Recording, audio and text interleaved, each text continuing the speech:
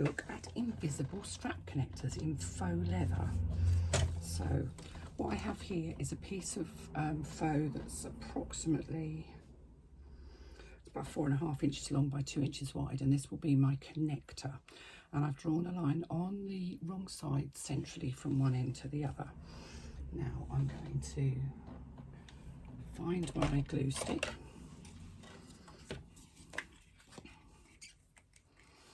And on either side of that line, I'm just popping a little bit of glue stick, and I'm just going to pop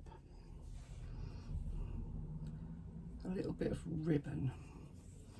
Now the ribbon is used to strengthen the strap connector, but without giving it any bulk, because we don't want too much bulk in our strap connector. Now I'm going to fold the sides in to that centre mark and clip them in place.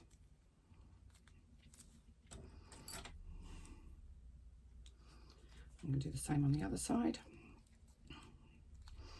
And the two raw edges should butt up against each other. Let's just turn the light on. It's not very warm, not very light here, should I say. It's not very warm here either. In fact, I'd go so far to say it's blooming freezing, but you know.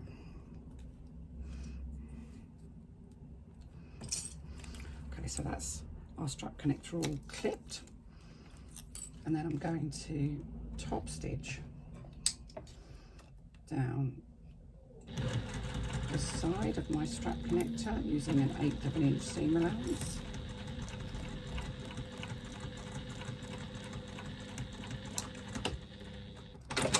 I'm going to do exactly the same thing on the other side. It's just me that ends up with a big pile of clips on the bed of your sewing machine. One of these days I'm going to learn to put them away, because they usually end up crunching around on the floor once I've knocked them off of here.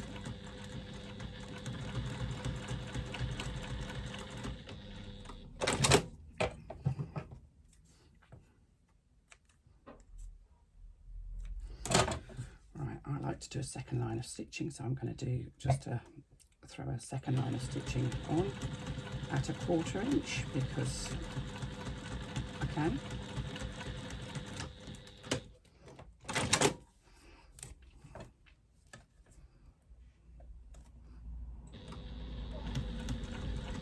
And this is what I'd probably call a medium-ish weight faux leather. It's not hugely thick, but it's not thin either.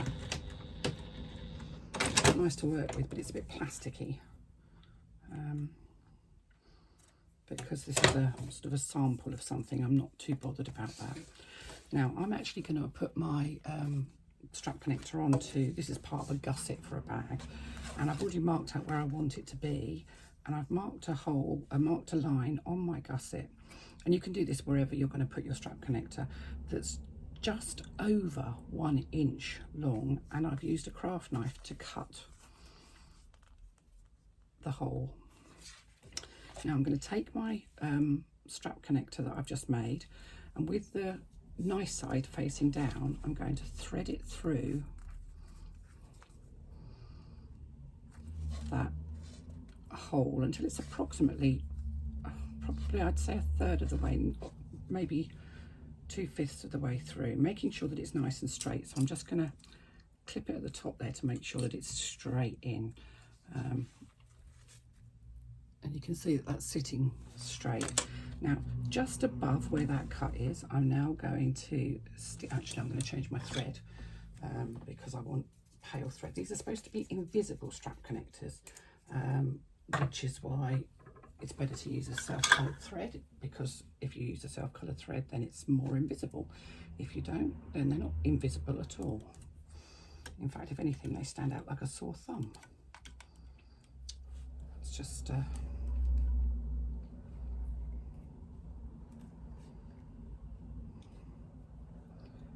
thread my machine up.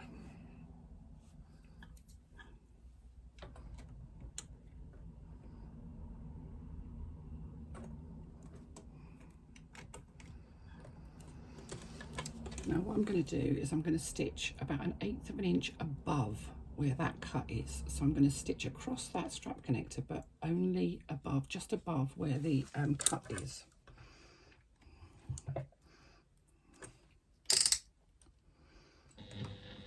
I'm only stitching on the connector, I'm not stitching anywhere else.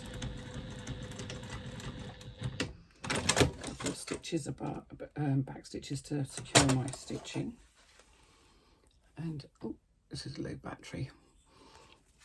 Let's find a plugging in thing because it says I've got a low battery, so the likelihood is it's going to die in a minute. There we go, plugged back in.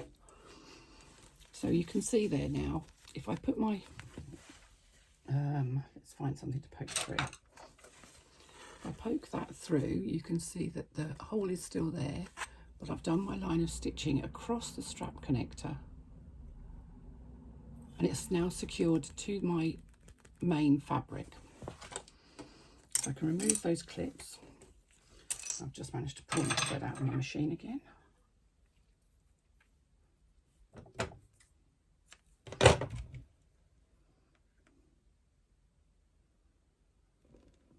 There are lots and lots of ways of doing these. None of them are wrong. They're just different.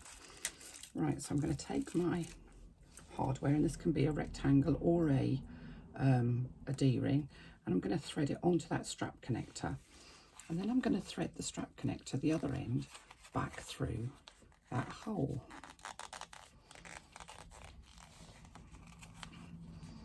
And you can see what we have is a very nice looking invisible strap connector. However, I'm going to stitch across here, and that's quite thick because there's quite a lot of layers there. So I'm going to fold the top layer of strap connector out of the way. And I'm actually going to clip it there, but I am going to change my foot to a zipper foot because I want to go quite close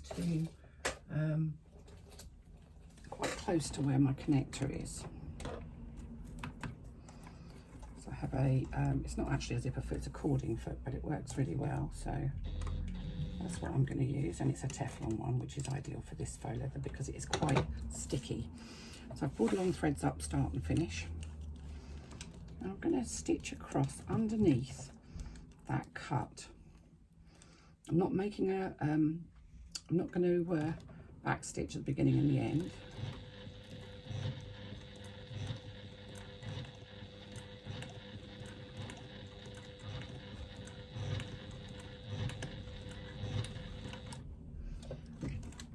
Raise my foot,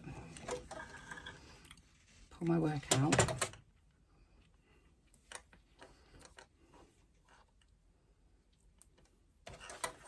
thread those threads back through to the back,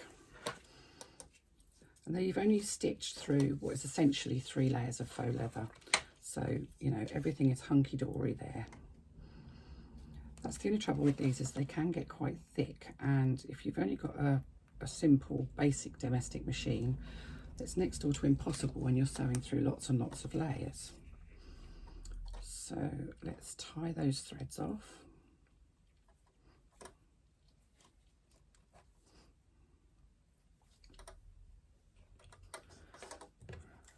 And trim them. Tie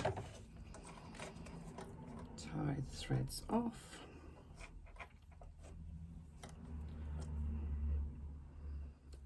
And trim. I can take that clip out. So now I have these 2 pieces of my strap connector on the back. I'm going to chop one off them so it's just a little bit shorter. And the reason I do that is because effectively what we're doing is grading those so that they're not both at the same point. If you leave them at the same point, what will happen is you'll end up with a sort of a bulky bit on the front of your bag, and that just looks unattractive. Now, a lot of people at this point will add their foam. Some people will have done that actually through their foam. I prefer not to. So they'll add their foam and they'll baste all the way around the outside, and then they'll whack a rivet through there. Now that's fine, but I don't like the look of a rivet. I think a rivet on there defeats the point of an invisible strap connector. So what I'm going to do is I'm going to clip my foam in place at the top. I'm going to lift up my side panel, and I'm going to and that top strap connector I'm going to stitch across there to secure the strap connector to the foam.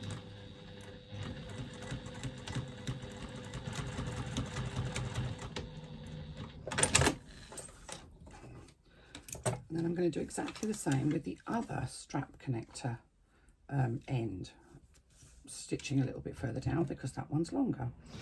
Now if you feel that you prefer to put a rivet through, you can put a rivet through, and you can put a rivet through either behind the side of your, behind the side so that it doesn't show, or you can pop a rivet through here.